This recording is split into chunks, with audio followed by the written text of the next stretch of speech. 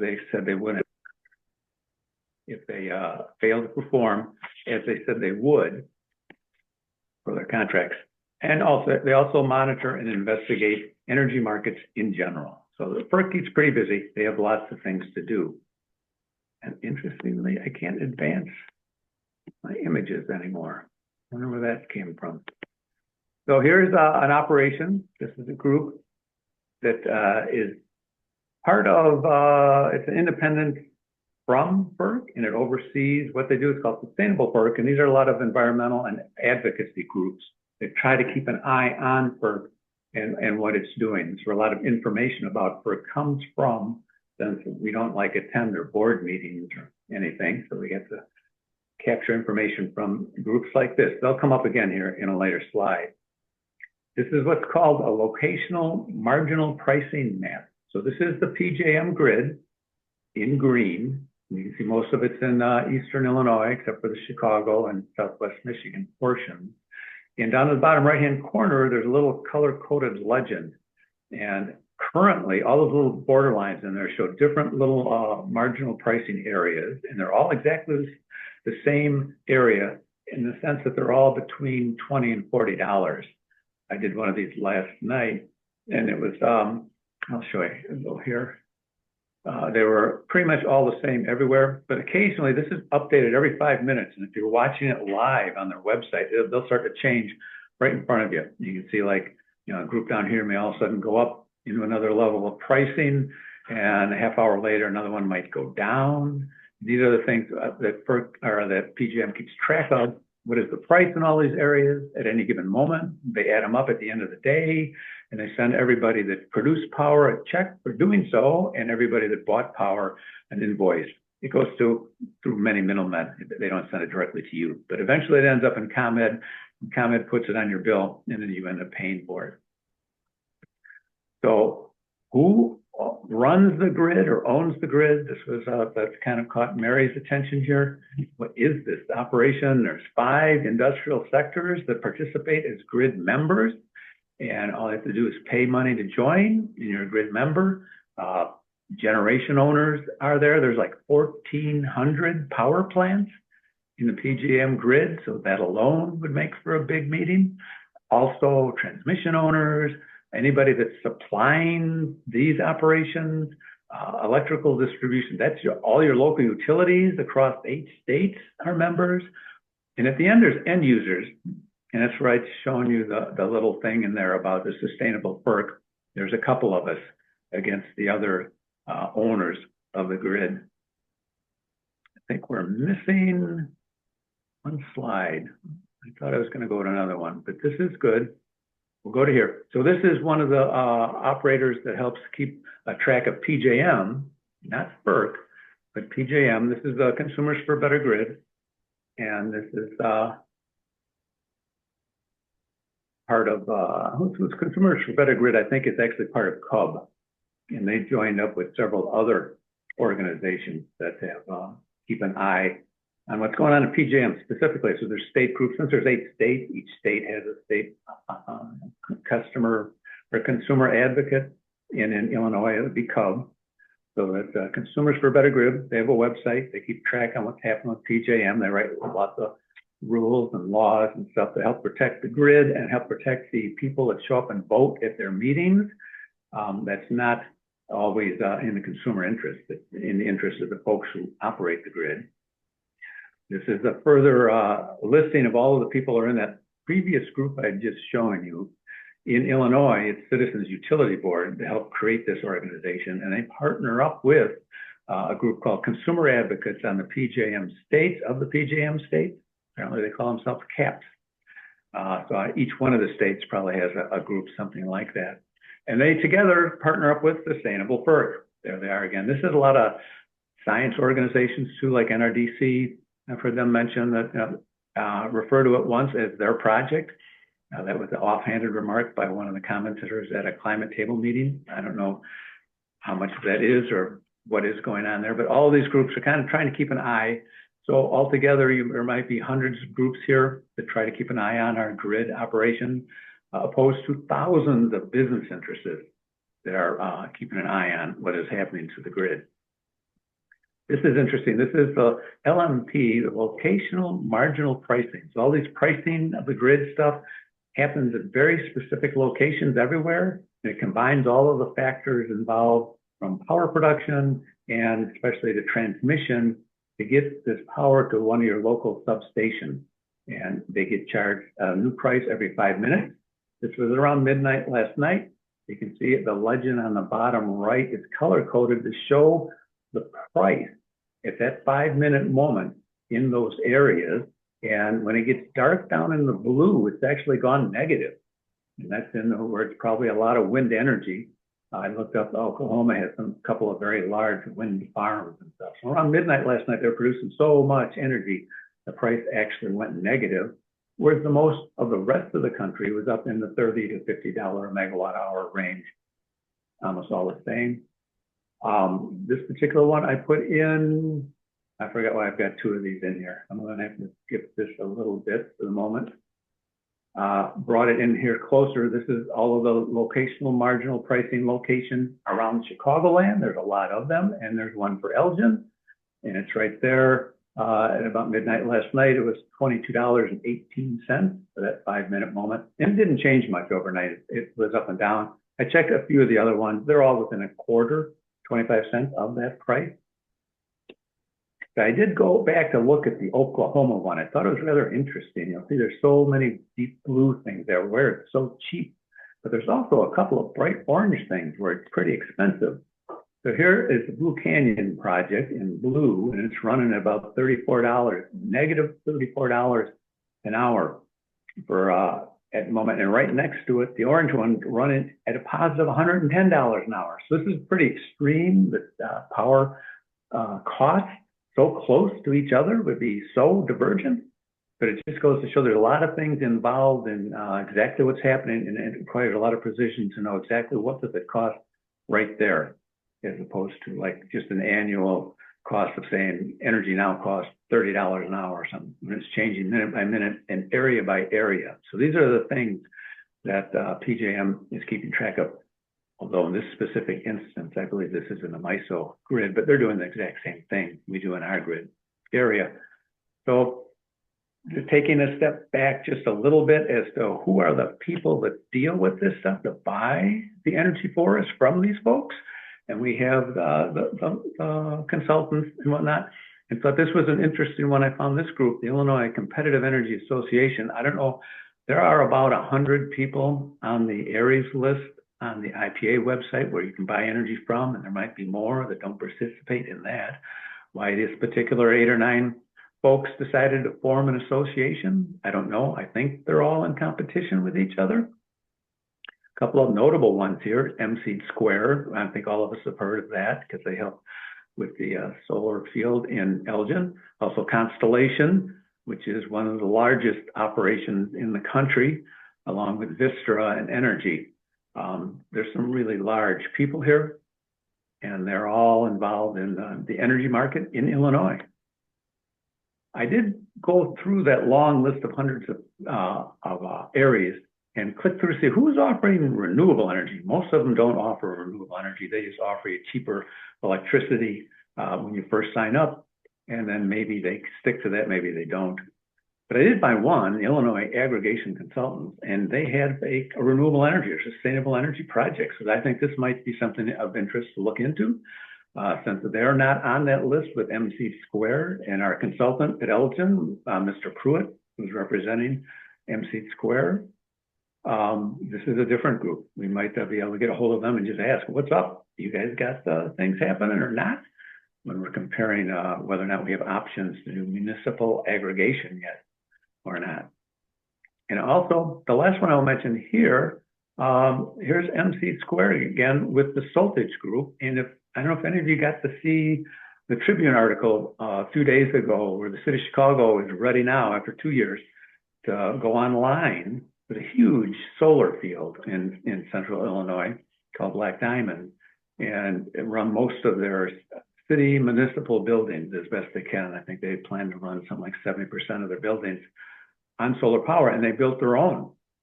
Don't worry about buying it on the grid or whatever. They partnered up with a developer, and this was arranged with and through MC Squared. So again, they're there. I'm not promoting or selling MC Squared, just to let you know that it's a small group of people that are involved in, being in charge of, or, working with the energy markets and stuff. And they all know each other. They certainly know this is happening. So it'd be interesting to find out why Chicago could do this and Elgin can't yet. This is not really municipal aggregation happening in Chicago yet. This is just for the city municipal buildings, police stations and firehouses and the city council. But it's not for all of the residents of Chicago. And that's kind of what we're looking for in Elgin, was to get municipal aggregation.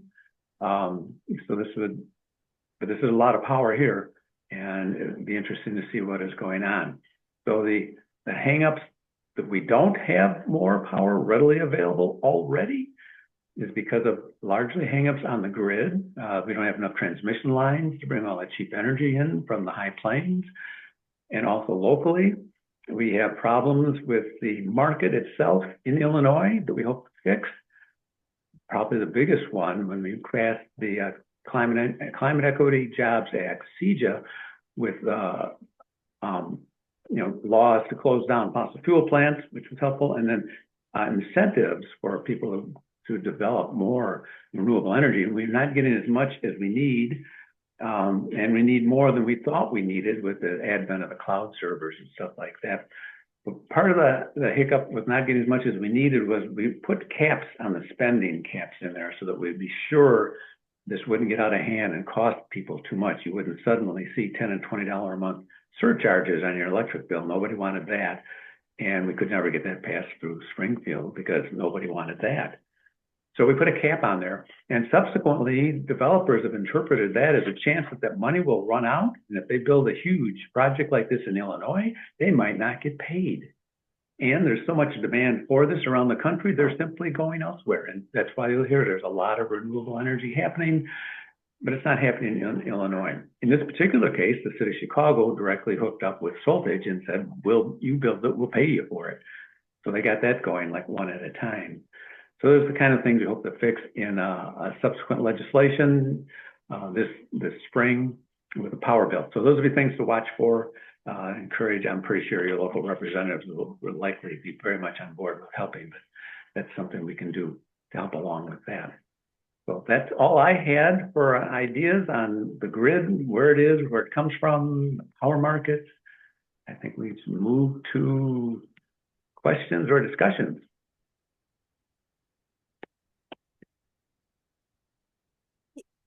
So the owners of PMJ, it's not a public entity. It's a private entity, and you buy into the membership of it. Is that correct? Yeah, just like a country club. On that one chart, it showed that for $5,000 and serious liability insurance coverage, you can be a member of PJM and vote on the board with the other thousands of people. There's a management committee that really makes most of the decisions and stuff. But then once they've gone through something that needs to be dealt with, they'll publish out, a forum for voting, and then they'll wait for the day till all the votes come in, and then they'll proceed. Most of the people figure they are in charge of this and they know what they're doing and go along with it. There's not a lot of opposition and conflict on PJM. So are the people who run PJM, well, what's their attitude toward renewable energy and toward the need to shift to renewables?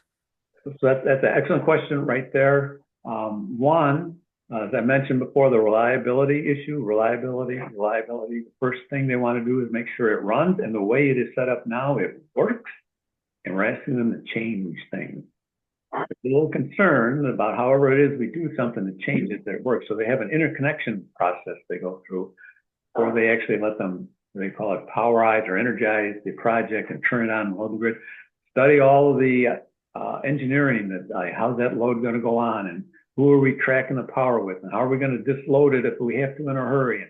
And it used to take a couple of months to do that, but now there's so much interest in this, it takes almost 2 to 3 years, maybe 4 years to get a project through the interconnection. And by then, some of them lose their financing and never make it through the interconnection. So that was a really big problem, has been a really big problem. MISO has dedicated like $10 billion in 4 tranches to upgrade its grid. And they started that process about 5 years ago, and they're starting to build the first tranche now. And PJM is just finally, they're like the largest grid operators in the country, and they're also the last to start saying, all right, let's start building some new grid connections and stuff. So they're begrudgingly starting to do some things. So PJM is starting to work. There's been a lot of work, even from Congress. So Sean Casten made a big effort to get PJM moving. He made a big effort to get FERC to push these people to do things. He was doing something called the Hot FERC Summer one year. That was a takeoff on Megan Three Stallion's Hot Girl Summer. So he put his whiteboard up there at the front of the Congressional House and started to talk about FERC and introduced Hot FERC Summer and gave a tip to Megan Three Stallion. And within 30 seconds, it was all over the internet. So the whole world suddenly heard about FERC, something they'd never heard of before. So he does that and you know, tries to do what he can to push it along and make it get responsible, be better. And they're waking up, starting to do a little bit. None of us are doing as much as we can, as fast as we can, but it is happening. But currently, it's iffy what will happen nationally. We're going to have to like focus, I think, more on state efforts for the next several years, because the state of Illinois runs its own power plants and power industry. So we hope to do quite a bit of work in legislation in Springfield this spring. So it's kind of a yes and no. Yet they're dragging their heels where they can. They've been told to move, and they're starting to move a little bit.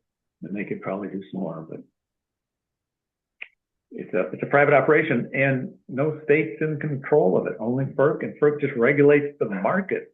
It encourages them to be better and moving along. Well, with the renewable energy credits, it kind of decouples the delivery of electricity with just sourcing renewable energy in general. So I would think that to advocate for municipal aggregation, you don't necessarily have to bring it into this part of the country, right? You could use renewable energy credits. You can. I call it the ladder of renewable energy credits. You have good, better, and best, and not so good. And the best ones are ones that build new renewable energy close in your location. That would be the best to go with. Not so good, but almost as good as if you have to import it from out of state, which is more likely to be readily available. And the worst of them is what they call unbundled RECs. They actually can sell the REC credit itself on a trading market, completely separate from anything to do with the power. This helps the financing of it a little bit. It makes it liquid. Wall Street loves it. It kind of helps big banks, and it supports it weakly, but it doesn't develop new energy credits if you're doing the cheap unbundled RECs. So if we're doing RECs, like that's the one that pretty much everybody kind of goes, oh, all right, we won't do that. So let's move up the ladder. Let's buy some out-of-state RECs that are bundled with a project. Let's see if we can get something happening locally. And then at the top of the ladder would be build our own, whether we're putting it on our house or getting the city of Elgin to put it on the city hall. So how can a city like Elgin influence PJM? I don't think they can. State of Illinois in its entirety has a difficulty influencing PJM. Federal government through FERC has a difficult time influencing PJM. 5,000 members, a lot of interest involved there, and they're very reluctant. There is the sustainable FERC where we watch what they're doing and we try to pass legislation to try to make things easier, more transparent. So we can see what they're doing and encourage them to be more progressive about developing transmission. They see some of the operators of the grid see the opportunity to build more power stations now that the cloud servers are going to be built and the Bitcoin things are going to be operating. So this is the first time in decades that the amount of electricity we're using is increasing. It's been decreasing. Those LED light bulbs have had a spectacular effect. along with energy efficiency initiatives, the actual amount of electricity we've used over the last few years has been going down. There's not a lot of incentive to build new plants generally. That's why we need incentives to get the renewable energy out there. But then there's little glitches in the market now and then that cause big spikes. There was one in MISO a couple of years ago. They had a spike in the market because MISO actually got so cheap. It was like down to around 2 cents a kilowatt hour, and it was hard to make money doing that. And a lot of plants went offline. They said, we're going broke. And then they ran their auction for the next year, getting ready to go up, and they didn't have enough suppliers for what they call the spare tire, the extra load. They want to have about 20 to 30% extra, and they only got the 15. And so we don't have enough plants. And they have, by market rules, they have to keep raising the price to draw in new power and go all the way to what they call a cone, the cost of new entry, and point at which you could build a whole new power plant. And it's like, it goes from $2, the cone is up around $200 a megawatt hour. So it goes up there and stops. And MISO hit cone, they said, because they couldn't draw in that last 15% of safety builders. So there's a panic there in central southern Illinois and all of the MISO zone. Prices were shot up for about a year. And then all these people who were like mothballing plants said, oh my God, it cost, the prices are up now. And they started to come back in, and prices are starting to come back down. And there's a different one happened in PJM a year ago, because a lot of gas plants went offline during some of the winter storms. Some of them had mechanical failures, but some of them, it was the owner operators of the gas plant. They have to make a contractual agreement to supply the plant with gas the day they're going to need it. And if they're just a backup, they don't need it all the time. So they don't sign up until they're ready to go. So when that storm approached, PJM alerted all these, they call peaker plants, that just come on when we need a lot of energy. PJM called them all out to be prepared and get set up and ready to run. There's a storm coming. It's like a Friday. And a lot of them said, you know what? I think they're being overreactive. The storms are never really that bad. We're not going to buy all that gas for Friday, Saturday, and Sunday. We might not need it. We'll wait and see what happens. Well, the storm hit sooner and harder than they thought. So I don't know if it was Saturday night or Sunday morning. They called, so turn on now. And they go, oh, we can't get gas till Monday. We didn't sign our contracts. They go, we paid you millions of dollars to be sitting there waiting for this. You're in breach of contract. They got fined hundreds of millions of dollars.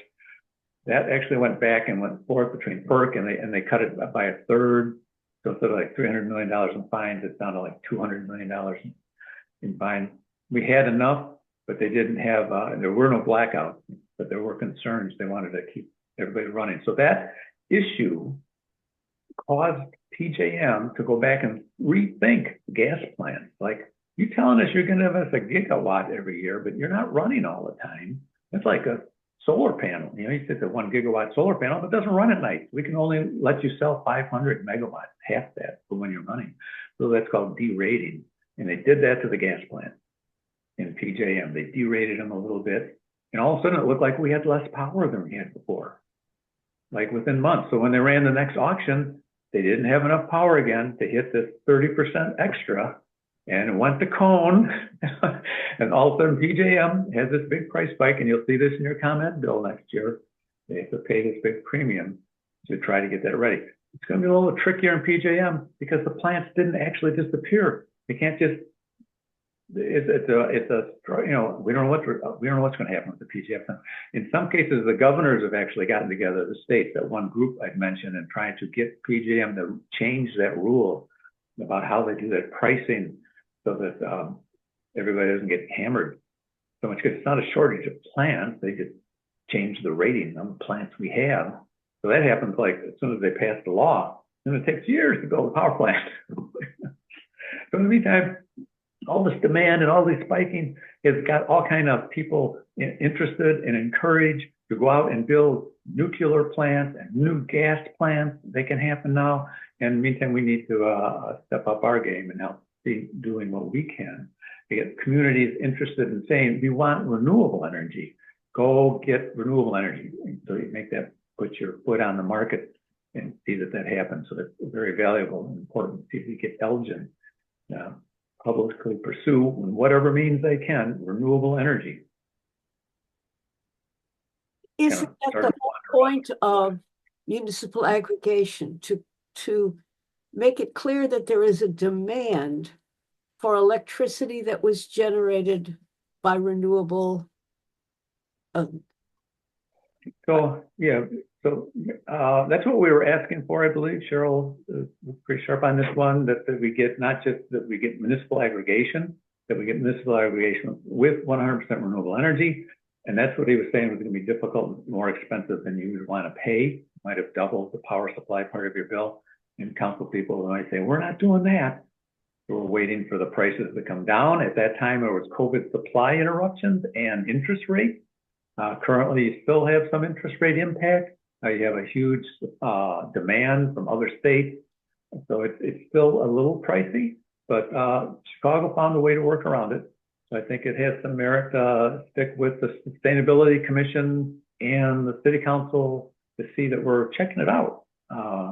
Is this getting possible or not? There are some options. One option I thought of when you do the municipal aggregation, there's actually two kinds. And the preferable one, what we asked for, was opt out. Everybody's in it unless you say no, you don't like it, you can get out. You can still go to the areas of your choice. But there's also opt in, which is not as good. But if you do opt in and it costs more, and then like anybody who wants it can do it. So at least you can get municipal aggregation with some renewable energy on the table as a regular thing that the city council looks at every year and says, we've got these contracts now, let's look at what is happening. As opposed to just, as long as they're sitting on getting their energy from ComEd, dealing with this is one less thing for them to do. They can say like, why do we sit around spending hours talking about the power supply? ComEd gives us the power. We don't have to take this on. You see this reluctance in a lot of city councils. It's like, oh my God, now we got a whole nother thing to deal with, as if we didn't have 1,000 other things to do. And this is a big one. So it does, so I don't know, that would be up for the, sustainability groups and all of the energy groups to decide if you'd want to push for. Well, we already have opt-in, don't we? I mean, opt-in is the way it is already. I think you have ComEd, you can choose, you don't have municipal aggregation, I don't believe. Cheryl, do you know, does Elgin have municipal aggregation at all? I don't think they did that. They had earlier, and then it was gone for a couple of years. Sandy might remember. Come and gone, the municipal aggregation. We don't have municipal aggregation, but you can always opt in to an electricity provider that's renewable energy. Oh yeah, so that's part of the deregulation stuff. When I was showing you those earlier maps about retail power in Illinois, we deregulated the utilities and they don't supply the power anymore. So you can choose, and you can choose one of those areas if you want. It became difficult to buy one and keep saving money. So what happened, running now, and so you can certainly choose an area if you want, but if you don't choose, then you go on to the default supplier. So for retail people, they've gotten burned and have lost interest in it. And 80% of the retail customers just use the default supplier. CUB advises you use the default supplier or be extremely diligent.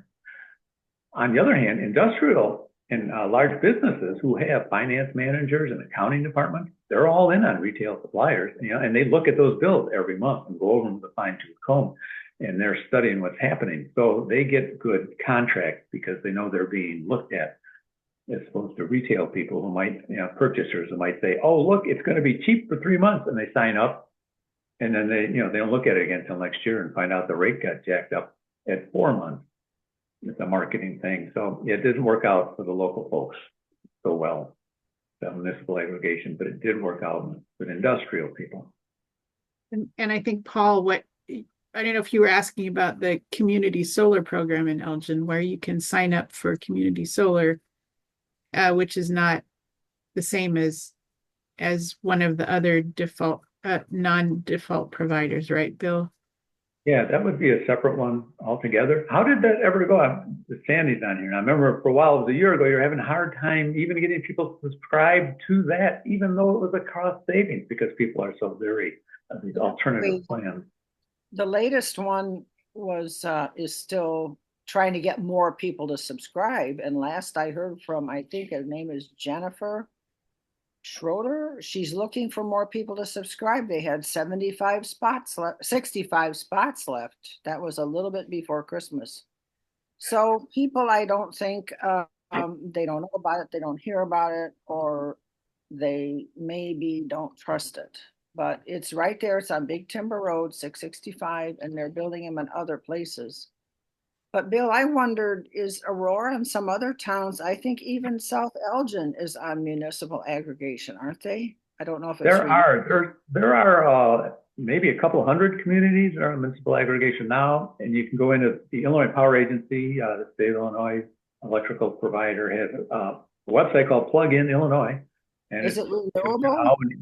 Pardon? Are they all renewable? Do you know? Probably not. No, in fact, almost none of them.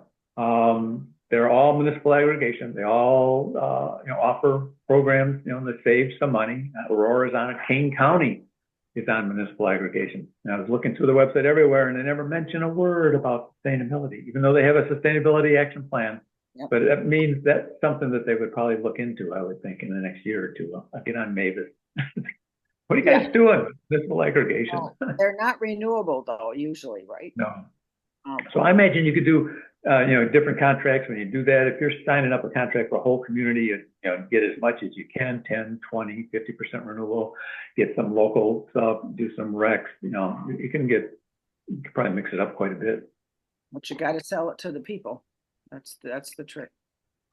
Oh, well, the municipal aggregation, if it's opt-out, is automatic. That's preferred. Yes, but the price is never lower, or the price is sometimes the same. Sometimes the same.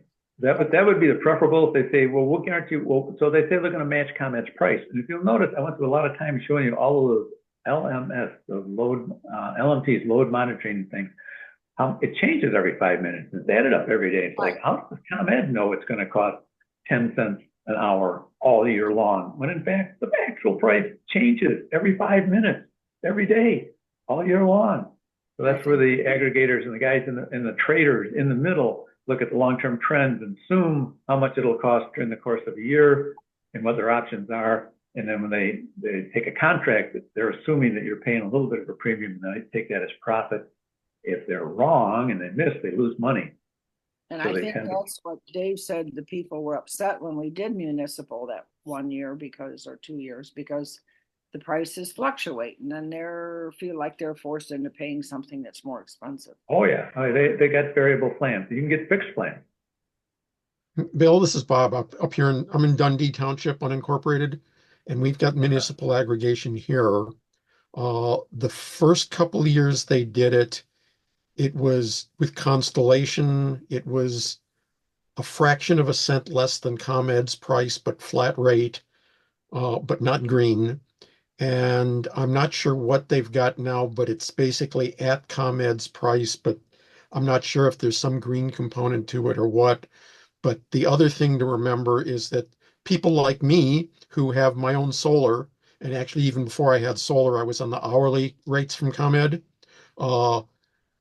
you're automatically excluded from any municipal aggregation, no matter what, because they can't deal with those special plans. They can only deal with the normal ComEd plan.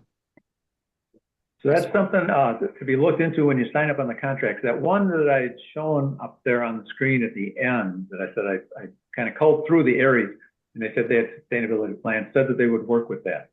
So it's not impossible to work with. It has to be somebody that wants to work with it. It takes a little extra time and money. So it might in fact be available, but it is something specific to look for, not to automatically assume it's never available. More than likely than not, you don't have it. It's not something they would offer if it costs time and money. And unless a lot of people are asking specifically for that, it doesn't happen. But it won't help the environment if we just get aggregation and it's not renewable. Oh yeah, you're absolutely right. Saves some money. Yeah. It doesn't do it. It has no environmental attribute unless aggregation done properly should either save the end user money, and it's one of the few options that does, or it should be green, or both. I haven't seen one yet that's both. And before you came on, Bob, I think Bill said most of the aggregated cities, it's not green. It's just a lower cost for the consumer. Yep. Yeah. So, I did find one from something called Clear Choice, and they were offering it for like 18 cents a kilowatt hour which is more than double what you're paying at ComEd. So that would be a hard sell at your city council to get municipal aggregation. But that's for individuals, I would imagine, when the city council goes to negotiate a contract with one of those energy suppliers that I'd shown you at the end, they get a better deal than that. I would hope so.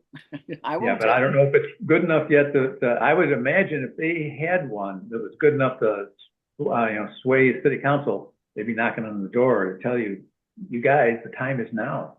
Yeah. But the other option a little bit is if you get not a guaranteed less than rate, and this might be a hard ask, is that clean power, it's more valuable than fossil fuels. We'd be willing to pay 5% surcharge. I doubt it. I don't know if people. But isn't wind and solar, aren't they getting to the point where they are cheaper? Yes, and it's possible to do that, and certainly in the high plains that I mentioned, where the type is cheap, and those graphs I was showing you with the little blue dots on it, it's so cheap, it's zero. It would cost them more to turn it off. They can't use it. It would cost more to turn it off and just let it run. Anyway, I don't know how they get to the negative stuff. How do you decide it's negative $34, not negative $24? I think they just subtracted from the amount that they would have gotten paid instead. Because I think they have to run and somebody else has to turn off. I don't know how they balance the grid against moment to moment. It's like the windmills are running, we can't turn them off or something. But so are we looking at a situation where in not very long, fossil fuels will become too expensive? I don't see that happening. You mentioned about I probably got drifted there a little bit on the renewable energy being cheap. So it is possible to make it really cheap, especially if it's a really large thing with a lot of land like Texas does. There's a huge solar fields or the huge wind farms out in the high plains. But then you have to add transmission costs to get it here. And because it's intermittent like that, you're probably going to be wanting to add batteries to it, something we're looking to begin doing in Illinois too. And when you add transmissions and batteries, the really cheap renewable starts ending up to cost about what it is now. Okay. There's not going to be a huge shift in that. You can't look forward to like an overwhelming, like, oh my God, it's so cheap. Everybody's going to do it. We don't even have to ask for it. What are they talking It may happen over the course of a decade. But as far as fossil fuels being cheap, especially now with fracking and the massive supply of natural gas, that kind of depresses all of the other fuels, because there's way more natural gas than we can use. That's why there's such a huge effort to build out the liquefied natural gas ports in Virginia, in California, in Gulf of Mexico, so we can send it to Europe or Asia, and that's currently in the air. So, what's that, Sandy? given what you're telling us, Bill, as a tactic, as a strategy to cut fossil fuels, does it make sense to fight for municipal aggregation in Elgin? If you can get renewable energy aggregation, yes. So it is worth the fight. Costs more. Well, yeah, that's what Sandy mentioned. You have to do the politics part of like how much time and energy and effort you want to put in on specific council people who are going to vote for municipal aggregation if it's going to cost more, and it's not even going to happen. At that point, they're like, that's going to be a side point. For renewable energy, I would contend it might be at least helpful to get them to do municipal aggregation, because those contracts are short term, usually a year or two, and then it's on the agenda. They're looking at the power supply every year. So it doesn't do anything for the environment, but it does wake up your city council people to pay attention to your power supply. And so it's there, it's on the agenda, and they can roll in. What can we do about renewable energy? Are we building our own? Why is Elgin buying all of their electricity? Well, they've got plenty of roofs. Build, the city, why don't they build it? The break-even point's like a decade or less. Those are investments. They'd be saving money 10 years from now if they put those on there. And anytime you make an investment, you get your payback, and then you're saving money after that. I could ask Dave what the answer is, but he has a question. He says, I think he's asking these new big power users, how come they're not mandated to produce their own energy and instead of dumping the cost I on was talking us. about the cloud servers, yeah, and the one out in Washington or out in Virginia, Microsoft is restarting the 3 Mile Island nuclear power plant to run it. They'll probably have more than they need. And I don't know what they do when the nuclear power plant is down for refueling, and that only happens once every year or two. When it's down, do they have no cloud? I don't know. And who's going to back that up? That's going to be issues. They're looking to put a cloud server in the south side of Chicago. And there's a study group forming now to study what are the implications of having such single massive, it's like all of a sudden there's a whole other city and it's on and it could be off. And like, who's supplying power for that? So I don't know. I don't know how that works out. It sounds very scary to me. There were 3 or 4 Come here. planning stage. No, One's right over in Hoffman State. hey, hang on, Dave's gonna say something. Yes, sir.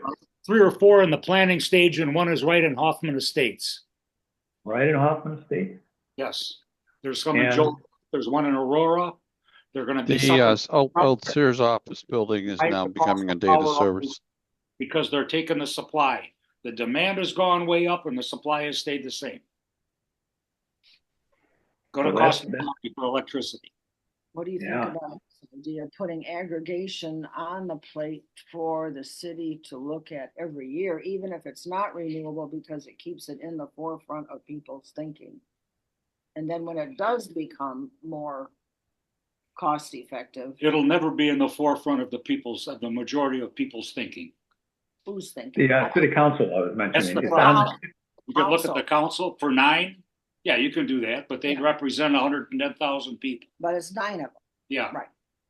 so yeah, my point was it's on the council agenda annually and the staff is aware of it too. So that in and of itself is a hurdle, just to get them thinking about power, getting them thinking about the contracts, get it on the agenda, get it through the staff. So, you know, I don't know why they couldn't save money with municipal aggregation. I don't know that the city has looked at it recently. Most folks do. There's hundreds of cities in Illinois that have gone with municipal aggregation and save some money. So it usually catches their attention. We can save some money. Bill, you had a question about why doesn't the city build solar on the roofs? I did hear the answer that one time and I couldn't remember what he said. Oh, yeah. Why is the city building their own solar power? Why? Anybody who can build solar power can save money. You're paying a premium to stay with fossil fuels now. Capital costs. Capital cost. That's a bond issue, and then there's an interest rate. Capital cost. Pardon? That's a capital cost. That's not free. Oh, absolutely. Yeah. Absolutely. If you bond it and then put an interest on it, it's part of the utility thing. In 10 years from now, you're making all that back and you're making money. But that's the issue. You come out ahead of the game. But is it like We term? got $1 billion worth of water improvements to make. We've already got too many bonds. So yeah. Exactly. We've got a lot of With any more bonds. fish in the frying pan. So this is considered an indicator of poverty. It's one of the first things you lose when you go into poverty, is ability to make an investment. Because all of your money is spent on living expenses. You don't have anything extra to invest. Right. And this happens to cities too. You've tapped out. You're not really going into poverty, but it is a negative thing. Someone will see it as a positive thing that you can't borrow anymore to save money in the future. So instead, you're going to pay. It's like you're going to be renting now instead of purchasing a house and saving money. So instead, you're going to be a renter. They gotta catch up on infrastructure stuff, one of which is astounding, the dams. well, No water. before you even get there, they've got 20 million or something worth of infrastructure repairs that have to be made. We're losing 30% of drinking water that's already produced, leaking through water mains that have to be changed, that have to be fixed. Yeah, so there's a lot of work there. So just one other thing I was going to mention, aside from City of Chicago having found a way to get solar panels built, the City of Geneva has commissioned a study on solar panels, utility scale solar storage and carbon offsets. It's $140,000. It's just Geneva for the report. And I've been told by council members it was ready in April, and they're waiting for the staff to find the appropriate moment to release the report. It has not been released yet. But they will be looking at the city of Geneva putting solar panels on the municipal buildings, the fire stations, the police stations, wherever they can do it, and buying carbon offsets for the other 75% that goes to Prairie State. So we'll see how much of what they do, but they'll have the report that shows if it's possible to do it and what the cost might be. That might be of interest to a lot of the other area communities. You're not getting out of the Prairie State though, right? You're just doing offsets. Nobody's getting out of Prairie State. It's offsets too. So No, they get- not as long as the bonds are there. Not as long as bonds are there. Are offsets in this example, are offsets going to do some actual good? My understanding is that most carbon offsets are baloney. Called greenwashing, and it's a huge problem because a lot of corporations really want to do something good, and they got involved in it early on, and a lot of them were got snookered, I guess you could say. So they're trying to make the system more robust, but there will always be issues with carbon offsets, even some of the renewable energy credits, getting high quality certified things to make sure what you're doing is actually what you want to do. As such, if you are stuck, certainly as folks in the municipal utilities that are stuck with the coal plants, they can't walk away from those, but they can buy carbon offsets and do good somewhere else. We can't build that much solar power. We can give the money to a carbon offset and somebody else can. You know, renewable energy credits are for creating renewable energy, and carbon offsets are for avoiding emissions. So it's a much wider options like forestry and all kind of things like that. And that's where that gets tricky. All of a sudden you're buying forestry credits in Malaysia somewhere from somebody's cousin who doesn't own the forest or know anything about it. You know, so getting substantial and authentic offsets should really do some good. Like and Mary had mentioned, I see endless stories about how it's not working out like people would hope. But that doesn't mean they're stopping. They're still really working. It's one way to do something. Because obviously we're not going to grind to a halt on fossil fuels in an instant and pivot, because everybody's fighting to get in the expanded market. Fossil fuels, nuclear power, as well as the renewable energy are all fighting to get into the expansion of new energy production. Most of us in the environmental field feel renewable energy would be the way to go, but there's an enormous amount of money behind fossil fuels, and there's even an enormous amount of money behind nuclear power, starting to have bits of a resurgence, a lot of interest going into replanning more nuclear power. We'll see what happens. They got a little spurt with the idea of small modular nukes, which I thought sounds something like a cute nuclear power plant. The problem with those are that they cost more to run per kilowatt hour than a large nuclear plant. That's why they make them so large in the first place, try to get cheap power, too cheap to meter if they can. They can't get there. The small nuclear nukes, small modular nukes are going to be even more expensive than our current most expensive energy, nuclear power. So some folks are out there saying, just do nuclear power. So, well, it's still going to take a couple of decades and it's going to cost even more. So you don't want to pay more for renewable energy? Whether you're going to pay for nuclear energy, but that won't stop it from happening. There'll be subsidies. There'll be nuclear energy around, probably. Maybe someday fusion, which is a whole separate story. They've been promising us fusion since we were all kids. Right. Yeah. Now they promise you carbon capture sequestration too. And they promise you hydrogen, clean, green hydrogen in abundance, cheap. Still talking There are about lots of promises. Those are the false solutions. Yes, they are. They're all false. green hydrogen if it was really, really green, but it has to be really green. Well, it So would be, and the what- problem is it's very expensive to make it, and it's very rare, so we don't have it, and nobody wants to spend the money. So what they're doing instead is saying, it'll be around in a couple of decades, let's just use the blue hydrogen now, and keep using methane, and use faulty carbon capture sequestration that doesn't, you know, it's a whole other thing. So, yeah. So it's good. You know, the purpose of carbon capture sequestration is 100% successful at what it was designed to do, and that is delay the adoption of renewable energy. It's 100% successful at that. Got itself into the IRA, got almost half the money in the IRA. Expand fossil fuels, we can keep using them. We'll use carbon capture sequestration. All that money could have gone to renewable energy and did not.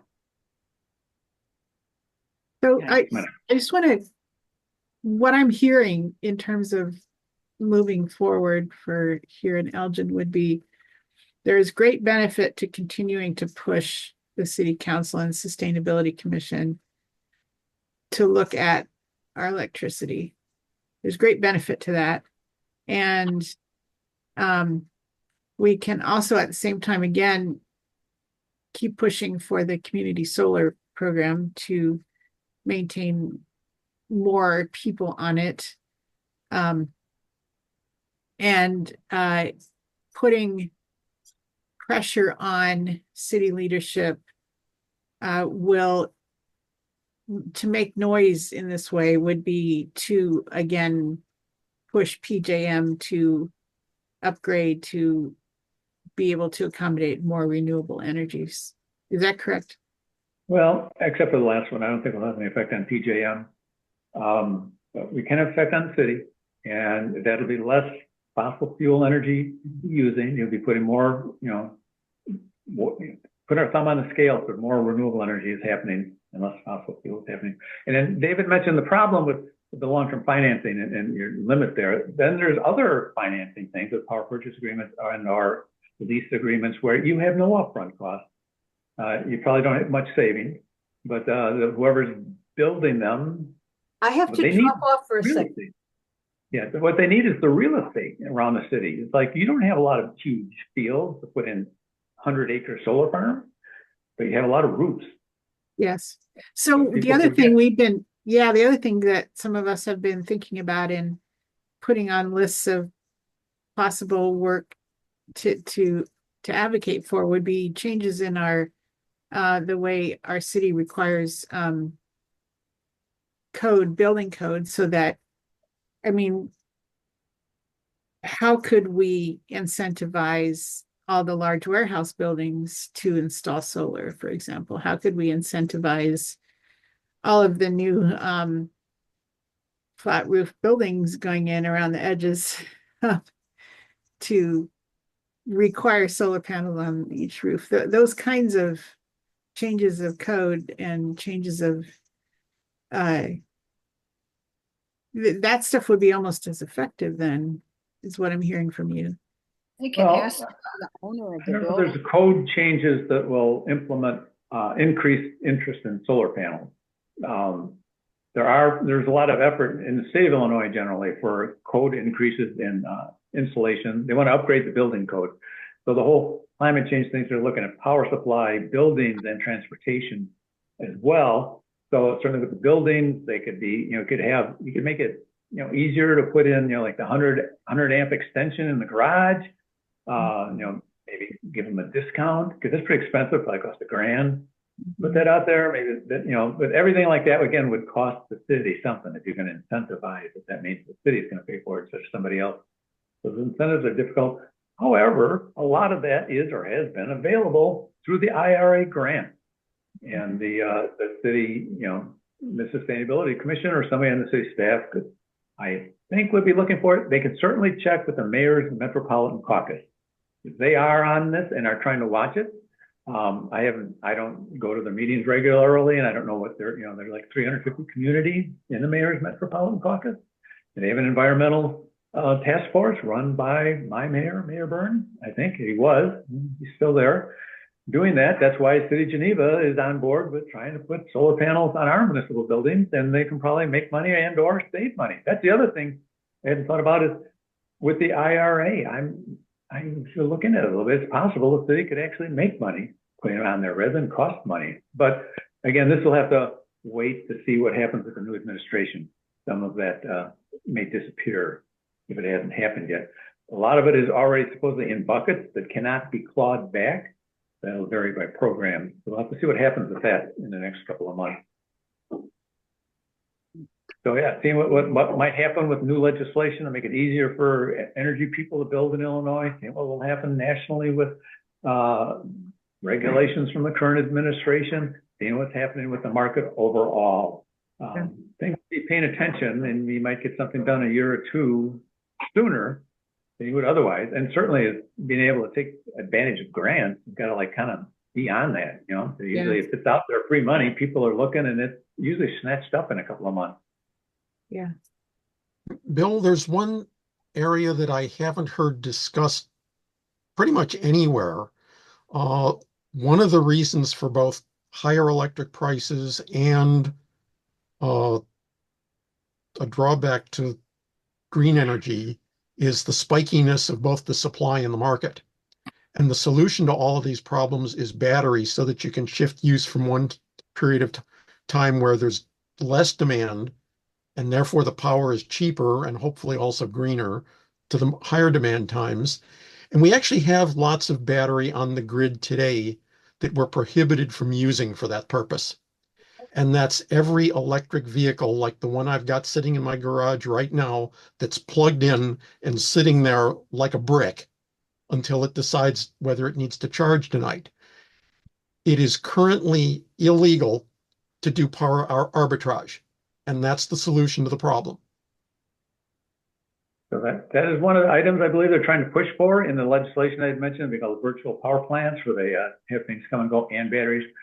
So we had a very extensive bill, hopeful for last session, which did not make it. We call it Senate Bill 3637, the power bill with many items in there, including stuff like that. It didn't get through the veto session. Nothing happened in the lame duck session. And so now everything's going to be the spring session. So there will be some kind of power legislation. Industry is pushing hard for batteries. There's a lot of money to be made building utility scale batteries, and they're very interested in it. Everybody wants there to be batteries. The governor wants there to be batteries. It's going to happen. They'll get through something in a bill. The issue will be if we don't build too much, because there'll be a little $5 charge on your utility bill from ComEd to pay for these batteries. If they build too much, it'll be a $10 charge, and nobody wants that to happen. So we want to be careful we don't build too much. We don't want to stick them in 4 people's neighborhood. A football field size battery installation makes a lot of noise with interconnections and interchange apparatus. And if they catch fire, they might burn for a day or two. So those aren't going to go into Hinsdale. So we want to be careful where these power plants go. And so actually the environmental groups are working with, and they were going through the holidays, negotiating with industry to get an adequate amount of batteries online and going, along with other things like grid upgrades and fixes to the Illinois Power Agency to make it better. So we're working on all that stuff. What we're ending up with is something they're telling us to call a skinny bill. So we're not going to get like everything we would want in there. Hopefully we can get something. And the big concern is, as happens every year, is we've got a huge budget hole with the state of Illinois this year. We think that's going to take almost all the air out of the room. So already there, some of them are talking about, well, what about 2026? The legislative session goes by really fast. And unless you get through those committee hearings, 1, 2, and 3 in the first month or so, January and February, it's already too late. Except for, occasionally they'll have some emergency bill. They can always, pull a shell bill out of the pocket in the last week or two and run something fast if they have to. But they won't run a major power bill like that where people have to know what the heck is going on. What are all these things and how does it work? It's going to be an educational session, they call it. So we're looking forward to it. Virtual power plants, more batteries, all of this stuff. It's all good stuff. And hopefully we can get a lot of that stuff at the state of Illinois. I know our local elected representative, I'm blanking on names now, certainly Christina Castro, and the representative is Mueller. Noller. Yeah, they're usually 100% of them are in the Green Caucus and moving things along. And that's the advantage of using the batteries that's already out there, the cars and power walls and things, is we don't need to build up an infrastructure. We just need to let people use what they've already got. I don't have a battery for the house. I've got the battery in the car. But right now it's illegal for me to take the energy that's in my car and sell it back to the grid when the demand is there. So I think it sounds like a wonderful idea if we can get it in the legislation. The other big takeaway I have is that this is just immensely complicated. It is just immensely complicated. I mean, I don't know how you wrap your head around all of it. We're dealing with this with our municipal utilities in St. Charles, Batavia, and Geneva own Prairie State Coal Plant, and they're not part of ComEd. And our city council members then pretty much are in charge of the utility, but they've got these long-term contracts for 50 years or 25 years, so they don't have to think about it. So St. Charles is due in 2035, a long time off, but they've come around asking them to renew it now. and extend it for 20 years. They're asking them to sign up for 30 years of 80% coal. And they're like, we don't know what else to do. Okay. And we're like talking to city council people saying, no, we're not telling them they can't do it.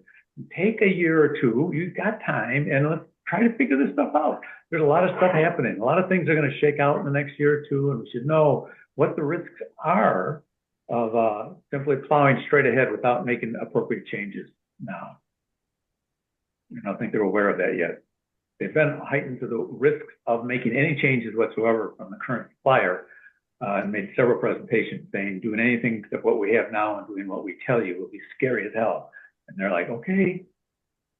There's a lot of education to do in the community, get community members, talk to city council people, and they go, people care. It's not just you 12 people. That's what it was kind of dismissed.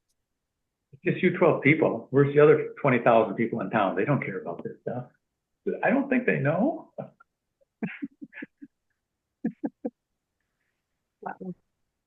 I don't blame Are we them. ready to wind down here, or are there more questions? Well, this has been really good. Thank you very much. Thanks. You know, all Yeah. right, welcome. Glad you, to talk to people Bill. excited about the grid. I am sorry. I had a little domestic crisis here, and I forgot to start the recording at the beginning. So the recording starts but